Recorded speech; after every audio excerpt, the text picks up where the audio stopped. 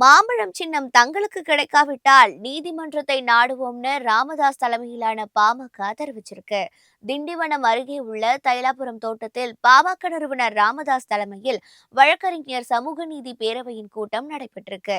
இதுல பங்கேற்ற பிறகு செய்தியாளர்களுக்கு பேட்டியளித்த அந்த அமைப்பின் தலைவர் கோபு, ராமதாஸ் உருவாக்கிய 34 அமைப்புகள்ல சமூக நீதி பேரவையும் ஒன்று.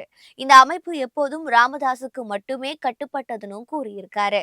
பாட்டாளி மக்கள் கட்சியின் மாம்பழ சின்னம் யாருக்கு என்பது குறித்து இன்னும் தேர்தல் ஆணையம் இறுதி செய்யவில்லைன்னு குறிப்பிட்ட அவர், பீகார் தேர்தலில் போட்டியிடப் போவதாக கூறி ராமதாசுக்கு தெரியாமல் அன்புமணி தரப்பினர் கள்ளத்தனமாக தேர்தல் ஆணையத்தை அணுகி மாம்பழ சின்னம் கேட்டு இருக்கிறார்கள்னு தெரிவிச்சிருக்காரு.